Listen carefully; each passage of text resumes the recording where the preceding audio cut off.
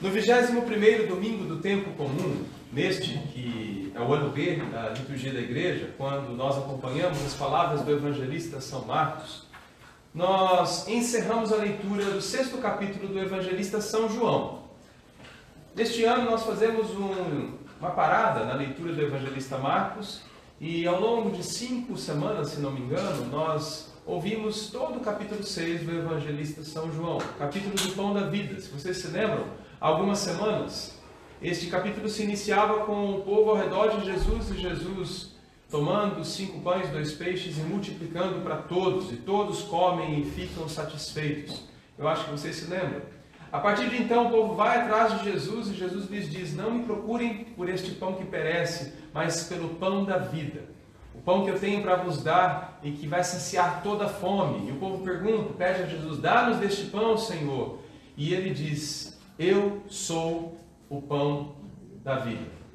A Igreja Católica se reúne ao redor de uma mesa, do altar. E no altar celebramos o sacrifício único de Cristo, sua morte e ressurreição. Nós, toda a igreja, se faz presente no altar do Senhor e no Calvário do Senhor, quando Ele se entrega por nós, dá a sua vida e por nós depois ressuscita. O centro da nossa vida de fé, o altar do Senhor, nos lembra que o centro da nossa existência é a vida de Cristo. E o nosso desejo, nossas buscas enquanto igreja, por que de estarmos aqui, é o fato de Ele ter ressuscitado verdadeiramente dentre os mortos. O pão que eu darei é a minha vida, a vida do mundo. Quem comer deste pão viverá eternamente, e eu o ressuscitarei no último dia. Estas foram as palavras do Evangelho da semana passada. Como nós celebramos a Assunção da Virgem Maria, nós não vimos esta parte do capítulo. Então eu vou tentar ler com vocês o porquê da controvérsia do dia de hoje, quando ouvimos que muitos quiseram abandonar o Senhor. Jesus continuava o seu discurso sobre o pão da vida e dizia: eu sou o pão vivo que desceu dos céus. Quem comer deste pão viverá eternamente. E o pão que eu darei é a minha carne dada para a vida do mundo.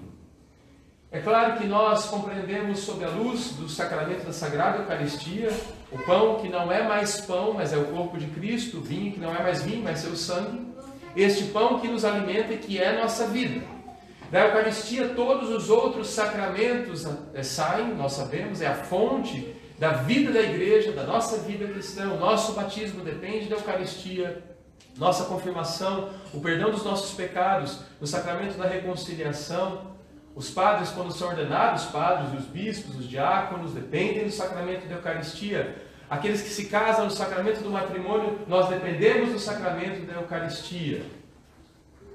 No final das nossas vidas, quando pedimos a Deus que nos abençoe, ou quando estamos muito doentes, quando sabemos que a morte é uma realidade, pedimos que a igreja nos dê o sacramento da Santa Unção, que também sai da Eucaristia. E por que dali sai?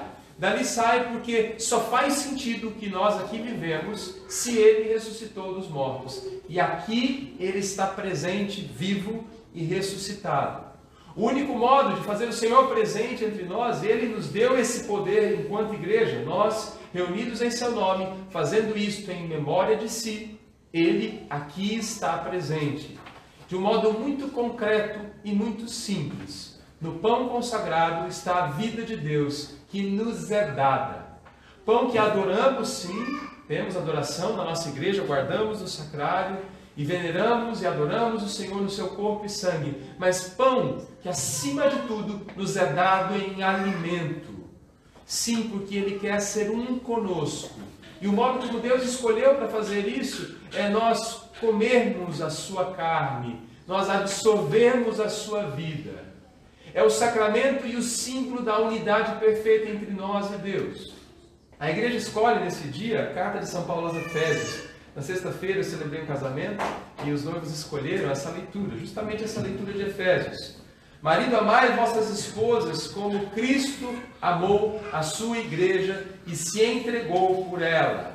A união entre o homem e a mulher, a união profunda do homem que deixa sua família, se une à sua esposa, e os dois se tornam uma só carne. São Paulo diz: eu interpreto este grande mistério em relação a Cristo e a sua igreja. Sim, a igreja é a esposa de Cristo, nós, e Ele, nosso esposo, Ele se une a nós de modo tão profundo, e a vida dele é a nossa vida. Para os judeus foi um escândalo. Quando Jesus disse isso, semana passada, nós teríamos ouvido essas palavras, mas ele diz: quem bebe minha carne, quem come do minha carne, quem bebe do meu sangue tem a vida em si.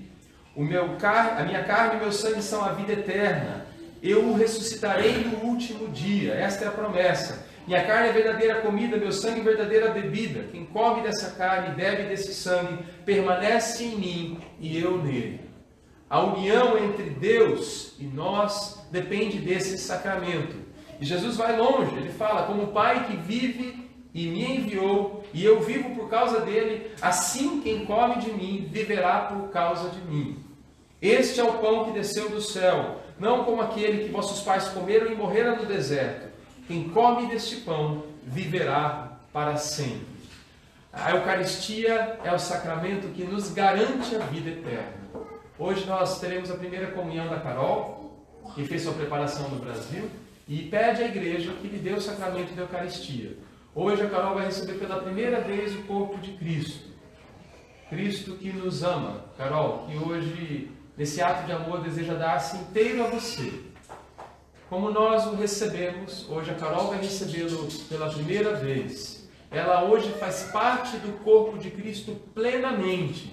No sacramento da Eucaristia nós compreendemos que somos chamados a tomar uma decisão. Todos somos. Logo após Jesus dizer essas palavras, eles disseram no Evangelho de hoje: essas palavras são muito duras. Quem pode escutar algo assim, comer da carne dele? E Jesus lhes diz: isso vos escandaliza? Muitos deixam Jesus, e aí ele faz a grande pergunta. Pergunta que ressoa a primeira leitura, quando Josué decide-se por viver a vontade de Deus, aquilo que Deus pede. Eu e minha casa seguiremos ao Senhor. E vocês? Ele pergunta. Eu não sei quanto a vocês, mas eu vou seguir o Senhor. E eles dizem: também nós seguiremos o Senhor, faremos sua vontade. No Evangelho, depois, ouvimos Jesus dizer, depois que muitos discípulos, estou lendo aqui, voltam atrás e não andam mais com Jesus, quando escutam isso. E ele os pergunta: e vocês também querem ir embora?